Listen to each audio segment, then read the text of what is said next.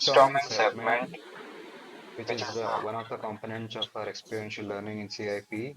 We have chosen NSPE Code of Ethics. So the National Society of Professional Engineers, NSPE Code of Ethics, lays down fundamental principles and rules for engineers to uphold integrity, safety, and public welfare in their work. It emphasizes honesty, impartiality, Record service start to ಆಗಿದೆಯಾ?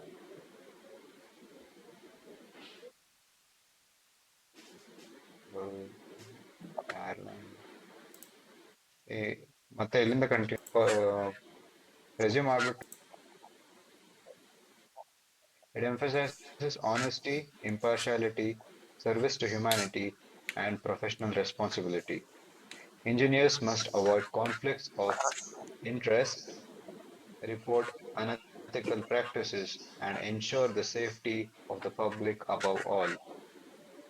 Today, we'll discuss the NSP Code of Ethics and why it's crucial for engineers. The code is built on fundamental principles. Engineers must hold public safety, health, and welfare as their top priority. They should be honest, impartial, and dedicated to lifelong learning while using the skills for the advancement of humanity. For instance, if an engineer finds a flaw in a construction project that could endanger lives, their duty is to report and correct it, even if it means challenging superiors or stakeholders.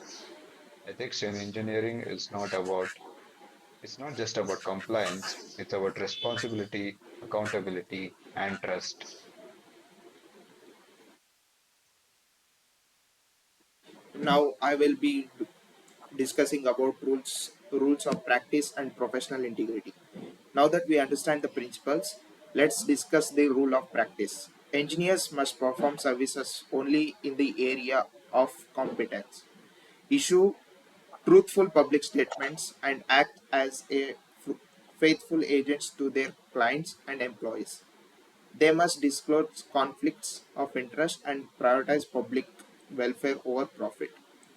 Let's take a real world example. Suppose an engineer is asked to approve substandard materials to cut costs. Is it ethical response? Refuse and report it because compromising quality can lead to catastrophic failures. Professional integrity isn't just about following the rules, it's about making tough decisions for the greater future good. Now Ashik will continue. Now, speaking of challenges and the conclusion, while the ethics in engineering sounds quite straightforward, the real world challenges make it really complex. Engineers often face pressure from management, financial control, and conflicting interests as well. But ethical lapse can lead to disaster.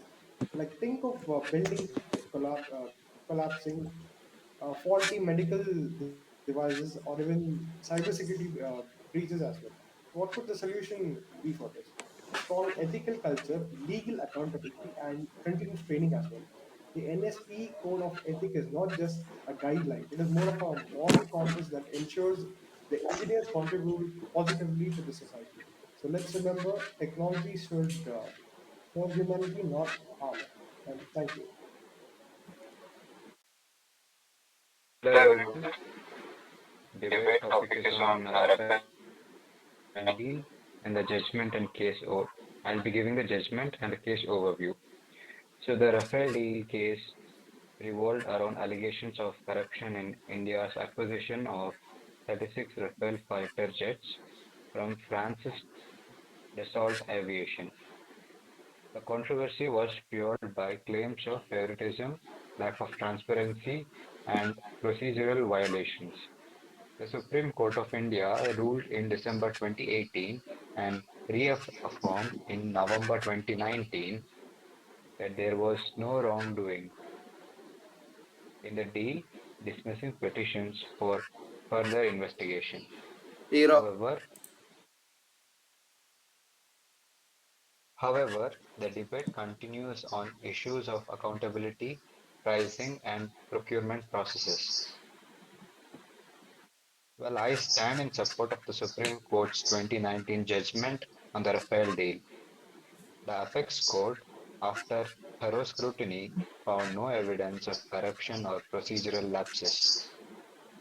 Critics claimed the deal favored a private entity, Reliance over HAL, but the government maintained that the final agreement was between two sovereign nations and Dassault independently chose its partner. The ruling reaffirmed the principle that judicial interference in defense procurement should be limited unless there's concrete proof of wrongdoing. In a time when national security is paramount, constant scrutiny and baseless allegations only delay crucial defense upgrades. The Supreme Court's decision upheld institutional integrity and reopening the case without any substantial evidence would set a dangerous precedent. I end my argument here. What So do you think of this, Jay? I will be giving the negative side, criticizing the judgment. Okay. Basically, the opposition did not agree with the Supreme Court judgment. While the Supreme Court ruled that there is no corruption, the concern surrounding the Rafale deal remains unanswered. The government refusal to disclose pricing details, citing confidentiality raises suspicions. Furthermore, why was HAL, India's own defense PSUs, sidelined in favor of unexpected private entity? And the second argument is the lack of JPC, that is Joint Parliamentary Committee investigation, undermines democratic transparency. The CEAG report was also heavily redacted, preventing a full assessment. The judicial verdict may have closed the case legally, but in the court of public opinion, the question persists. Shouldn't large defense deals have more parliamentary oversight? Shouldn't national security decisions be more transparent to prevent further allegations? This was the negative side of criticizing the judgment. Okay, I hand over to Ashik.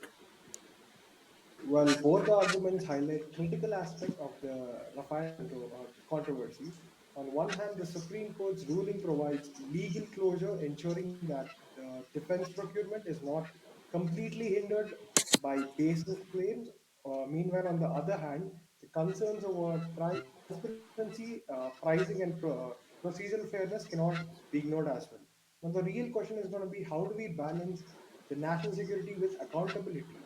Do we need stricter procurement laws, permanent independent body for defense contracts, or something like that? Regardless of one stance, the Rafale case has set up precedent for how India handles defense deals in the future. And thank you.